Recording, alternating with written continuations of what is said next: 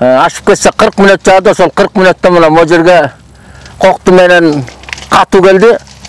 Могу ташты агызып түштү. Эгер бул ташты могу каша бар эле могу жерде. Ушул каша болбогондо могу кылдыйкы 4 үйдү түп-түз эле алып түшүп кетмек. Кудай чоң сактады, Алланын каалоосу болду бул. Ошондон кийин өкмөттөн МЧС келип, толуп калган поверлерди тазалап, кулап калган үйлөрдүн могу жерде жаңы кошуна үй салып атты, анын стенасы кулап калды. Бардык жардамын көрсөтүштү. Рахмат өкмөткө, МЧСтин балдары, солдаттар келип жардам берди. Мына азыр ушул коопсуздукка өздөрү эме кылып канал казып берип атат МЧС. Кең суу айылынын күн чыгыш бетиндеги мына ушул сиздер көрүп жаткан кокту колоттордон 2 август күнү сел суулары өтө көп көлөмдө агып түшүп, бул жактагы жайгашкан 10го жакын турак үйдүн жертөлөсүнө кирген. Аны менен катар эле катуу агым менен келген сел суусу 35 гектар айдоо аянтын жууп кеткен. Ал эми бүгүнкү күндө мына ушул кең суу айылынын күн чыгыш бетиндеги кокту колоттордон өтүүчү сел суусу каналынын 500 метри казылуу иши аяктады. Жанагы сел болгондон баштап ушул жерде баарыбыз чогулуп анан кеңешип мындай канал салабыз деп МЧСтин кызматкерлери келди. 5 сотук жерим кетсе да берейин. Балдар деп ачып жер менен бөлүп берип атам мына. Кичинен канал салгангачы могу.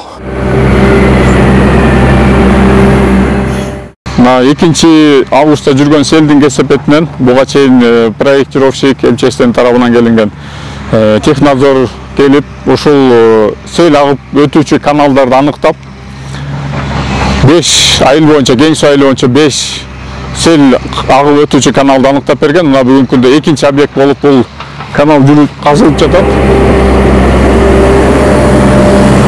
Тереңдиги 2 метр, ал эми жазылыгы 5 метр болгон мына ушул сиздер көрүп турган 700 метрлик канал буюрса соңуна чыкса, аймактагы 10го жакын турак үйдү жана ошондой эле 35 гектар айдоо аянты сел кооптуулугунан коргоого алынат. Ушул план бекитилген, айдоочуларга тиешелүү мекеме жетекчилеринин баарына тапшырмалар коюлуп, менен тоғыз аяктары булар тоодон сууга түшүп атат да. Ушул суунун чети менен алып кеткенге 28 үй буякта жалпысынан.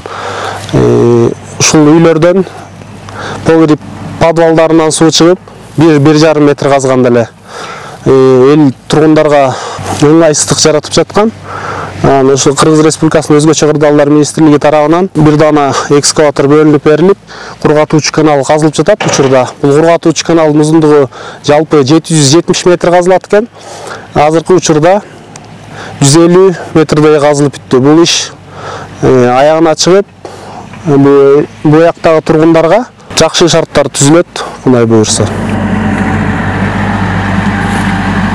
Акыркы убакта табигый кырсыктары көп болгондугуна байланыштуу биздин Түп районунун Каркыр айыл өкмөтүндө Талдус айылында ушундай калкты жана аймакты коргоочу мынакей дренаж казылып жатат. Бул дренажды казган максатыбыз айылдын түтүндү саздан коргоп калуу максатында.